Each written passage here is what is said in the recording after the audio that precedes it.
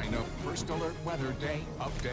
Well, we are tracking a line of heavy showers, couple thunderstorms. These haven't really gotten organized yet, but quickly we are expecting this to dive into the upstate, tap into some energy, and produce the potential anyway for damaging wind, hail, even isolated tornadoes. So here's what we have right now. And this line is squarely moving across Macon County, parts of Transylvania County, and then this portion here in northeast Georgia really expected to ignite with intensity as it gets into parts of Oconee County.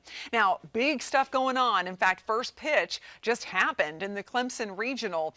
Kentucky taking on West Virginia right now, and we're expecting that line to be right on top of Clemson right around 1 o'clock, so about an hour from now. So this could definitely cause some delays. And then Clemson's game is at 6 o'clock, so that one's going to be dry, but could be delayed because of the issues with the first game. So we'll be watching that for you. So around 1 o'clock in the afternoon, here's Future Track. This is our high resolution model that is taking essentially what's happening now and translating it into the future. So really our best view of what we're going to see with these storms. So around 2 o'clock, right on the 85 corridor, and notice how they keep intensifying as they build east. Some of the pinks even showing up. That's the cores that could possibly produce hail. And then if any of these storms are able to tap into enough spin and potentially translate that to the ground, we could end up with an isolated tornado. But at this point, that's not the biggest threat. We're looking at primarily a damaging wind threat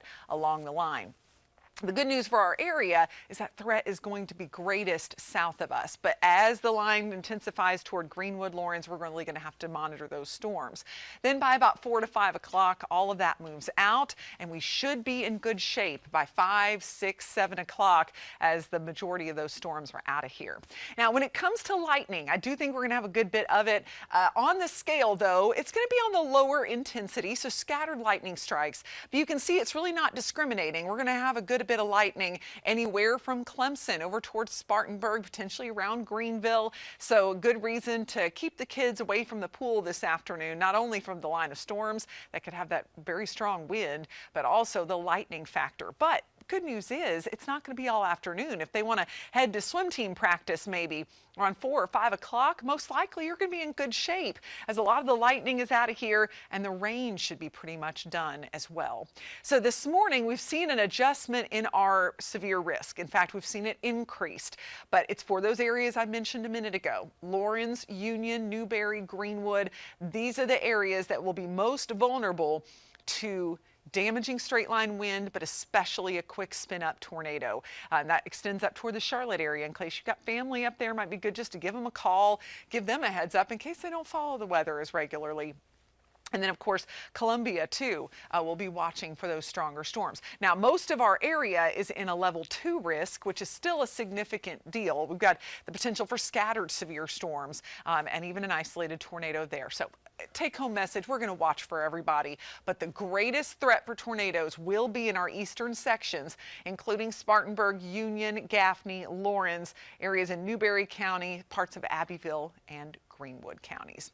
But our next big thing, we're looking ahead to improving conditions once that line moves out. Humidity is going to be dropping. We'll be looking at very pleasant conditions Saturday into Sunday. Now, Sunday we could have a few showers, even an isolated thunderstorm, but overall, the weekend looking much less dramatic than what we're going to have over the next few hours. But this is just a heads up, a first alert to let you know that as we head into the afternoon, you need to pay attention to the weather. And a great way to do that, if you haven't downloaded our Fox Carolina First Alert Weather app, I suggest you go ahead and do it, because I'm going to be here all afternoon sending updates straight to the app so that if you are going to pick up the kids, or maybe you're heading to the lake, so many things happening on a Friday, or just trying to get home from work, scan that code, get our app, and that way you can get alerts sent straight to your phone, videos from us, your First Alert Weather team, not some computer in another state or another country.